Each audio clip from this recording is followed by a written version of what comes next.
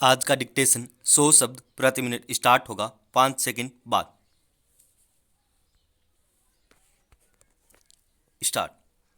आत्मबल के सहारे विपरीत परिस्थितियों को जीता जा सकता है। जब चारों तरफ तमस का साम्राज्य फैला हो, ऐसे समय में आत्मबल का दिया जलाकर उजास फैलाया जा सकता है। आत्मबल रूपी यह दिया ही तमस के साम्राज्य के समूल नाश का कारण बन सकता है। अनर्थ का भय आत्मबल की ऊर्जा से ही कम किया जा सकता है। इसी ऊर्जा से हमें निर्भयता प्राप्त होती है।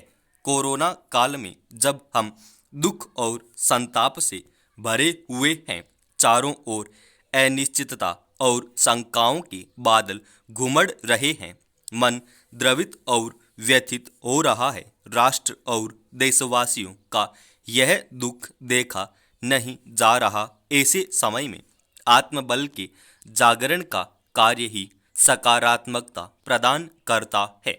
यही भाव ही हमें अजय बनाता है, किसी प्रकार के बुरे प्रभाव एवं दबाव से बाहर निकालता है। आज समय स्वयं के आत्मबल जागरण के साथ साथ समाज के आत्मबल जागरण की पुकार करता है। हमें समाज को भी बुरे प्रभावों से बचाने की आवश्यकता है। सकारात्मक विचारों के प्रवाह को बढ़ाने की जरूरत है।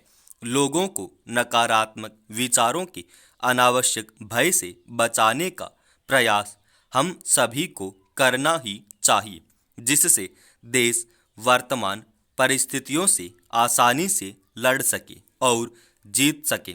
आत्मबल का जागरण ही हमें एक निर्भय भविष्य की दहलीज पर ले जाएगा। इसके सहारे ही हम सुंदर कल के सपने बुन सकते हैं। कल के उल्लास और उत्सवों के स्वागत के लिए विचार कर सकते हैं। आत्मबल के क्षीण हो जाने पर हम अपने आज और कल दोनों का अहित कर बैठते हैं। मकड़ी और राजा वाली कहानी में हमने पढ़ा है, मकड़ी के प्रयासों को देखकर राजा के भीतर आत्मबल का जागरण होता है। वह युद्ध के लिए दोगुनी ऊर्जा से तैयार होता है और कम संसाधनों में युद्ध जीत लेता है। ऐसा ही आज का यह समय है। संसाधनों की सीमित होने पर भी हमें यह युद्ध जीतना है।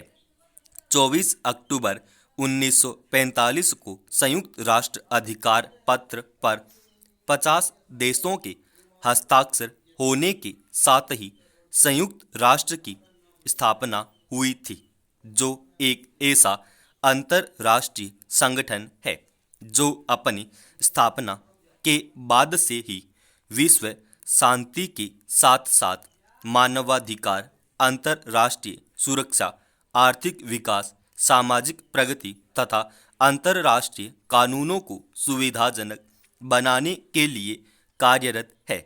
इसकी स्थापना द्वितीय विश्व युद्ध के विजेता देशों ने मिलकर इस उद्देश्य से की थी, ताकि संयुक्त राष्ट्र द्वारा अंतरराष्ट्रीय संघर्ष के मामलों में हस्तक्षेप करने से भविष्य में पुनः विश्व युद्ध जैसे हालात न उभरने पाएं। इन देशों में अमेरिका, यूके, फ्रांस, रूस इत्यादि दुनिया के शक्तिशाली देश शामिल थे।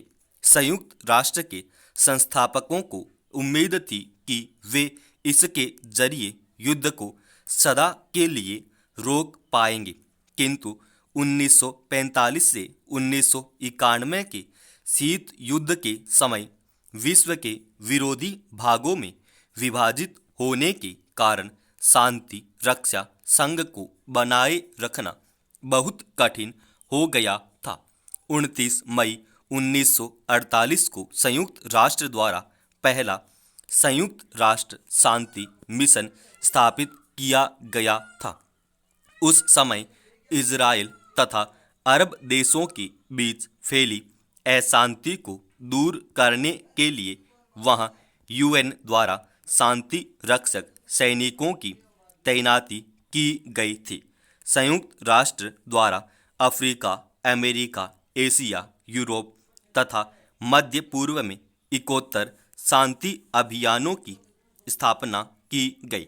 दुनिया भर में शांति बहाल करने में संयुक्त राष्ट्र के शांति रक्षकों की अहम भूमिका रहती है, जो कठिन से कठिन परिस्थितियों में भी अपनी जान दांव पर लगाकर कार्य करते रहे हैं और फिलहाल विश्व भर में 1 लाख से भी अधिक पुरुष व महिला बतौर शांति रक्षक यूएन के शांति अभियानों में संलग्न हैं, जिनमें विभिन्न देशों में करीब 96,000 सैनिकों और पुलिस बल के अलावा लगभग 15,000 आम नागरिक और हजारों स्वयंसेवक यूएन के शांति रक्षा मिशन में शामिल हैं।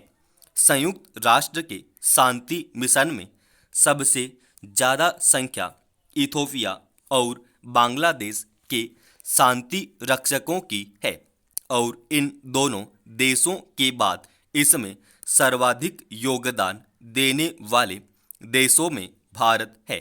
फिलहाल 7,000 से भी अधिक भारतीय सैन्य और पुलिस जवान Afghanistan, Congo, Haiti, Lebanon, Liberia, मध्य पूर्व, साइप्रस, दक्षिण सूचना, पश्चिम एशिया और पश्चिम सहारा में संयुक्त राष्ट्र के शांति मिशनों में शांति रक्षा के लिए तैनात हैं। जहां तक यूएन के शांति मिशनों में भारत की भूमिका की बात है, तो सबसे पहले नवंबर 1950 से जुलाई 1954 तक चले कोरियाई युद्ध के दौरान भारत की ओर से इस मिशन में 17 अधिकारी, 9 जूनियर कमीशन्ड अधिकारी, जेसीओ तथा 300 सैनिक तैनात किए गए थे। भारत हथियारों से लैस एक दल को 1956 से 1967 के बीच संयुक्त राष्ट्र की आपातकालीन सेना में भेजने वाला देश भी बना था।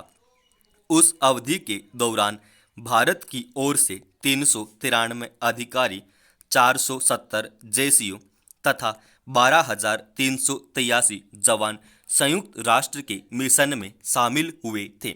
1960 से 1964 तक चले यूएसओसी कांगो मिशन में भारतीय वायुसेना के 6 केनवरा बॉम्बर एयरक्राफ्ट भी तैनात किए गए थे, जिनमें 467 अधिकारी, 401 जेसीओ तथा 11,354 जवानों ने हिस्सा लिया था और उस मिशन में 39 सैनिकों ने अपने प्राण भी गंवाए थे। 1992 से 1993 तक कंबोडिया में भारत ने सीज फायर की निगरानी की थी तथा चुनाव के दौरान भी कंबोडिया की सहायता की थी। उस दौरान भारत की ओर से संयुक्त राष्ट्र के इस मिशन में 1373 सैनिकों की तैनाती की गई थी।